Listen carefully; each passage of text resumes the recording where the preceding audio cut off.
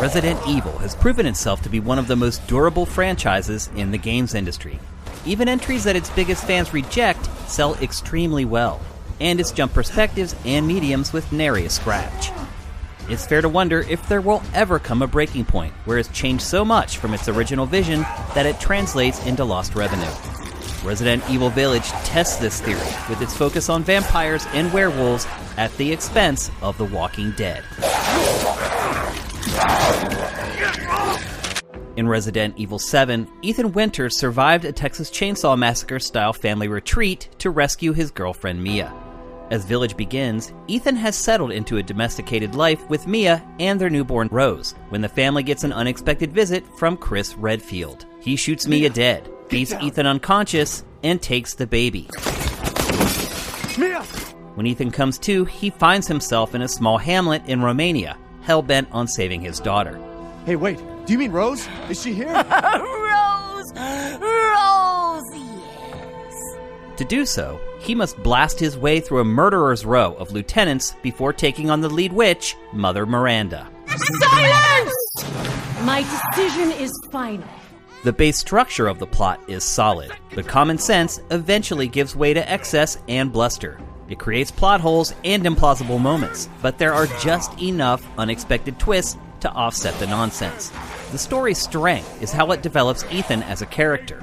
You're shown that he's not what he appeared to be, as the disparate threads of both games are neatly tied together. 3, 2, 1, showtime! Resident Evil Village's game design is a throwback. Beat an enemy, get an object, take the object somewhere, and unlock the next linear path. It's for a child who isn't even here. What the hell Most players will consume the vast bulk of its content without even trying. There's a proper mansion to work through, a dilapidated factory, a swampy region, and a large haunted house, but not enough enemy variety to fill them. The traditional arsenal includes different ammo types for a little extra punch. If funky bullets aren't enough, there's a merchant named Duke who will let you upgrade weapons, purchase items, and complete recipes for buffs. You can truly build Ethan into the exact type of slayer you want him to be.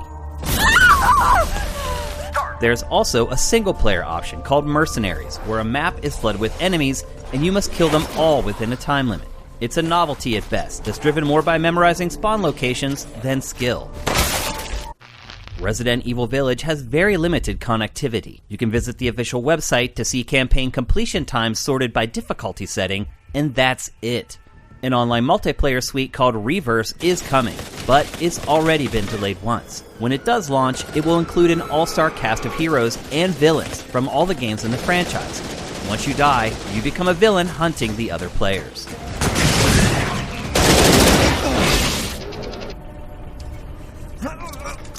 Creating games that straddle 2 generations of hardware has resulted in few of them actually reaching their full potential on PlayStation 5 or Xbox Series. Resident Evil Village is one of those games.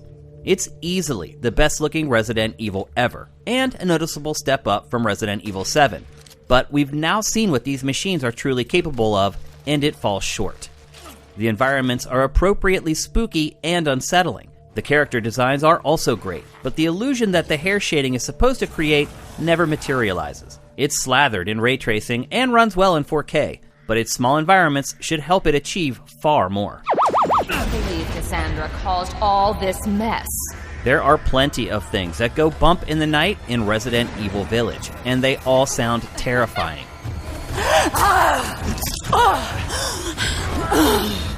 Enemy battle cries will send shivers down your spine and your neighbors running for cover. While the music certainly helps set the tone, we've enjoyed playing the game with it turned off just as much. The voice acting is mostly great, though some characters require subtitles to understand what they're saying. When troubles do arise, it's mostly due to the script. Man blood. Resident Evil Village ditches the VR helmet, yet still persists with the first-person perspective. This time, it's a voluntary choice. Aiming is quick, with a snappy and generous aim assist, but pulling up your gun to fire, switching between weapons, and reloads take an extra beat or two than you're used to. It's factored into the gameplay via enemy attack patterns, frequency, and speed, so it appears to be intentional. Ethan never feels like he's running all that fast despite an infinite sprint. Turning is painfully slow, but it encourages you to dip into some of the more advanced techniques like shooting enemy legs to stagger them or pushing them away and performing melee attacks. The first-person view is polarizing for longtime fans. Capcom wants you to believe that you are Ethan versus just playing as him.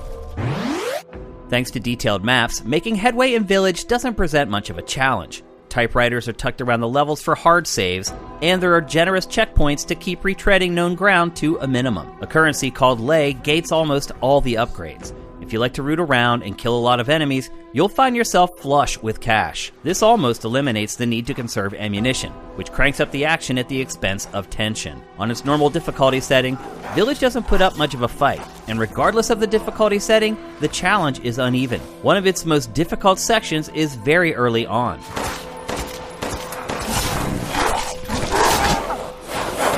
Once you defeat a boss, there's no going back to its lair. If you miss something, you'll have to play the campaign again to get it. Curse you.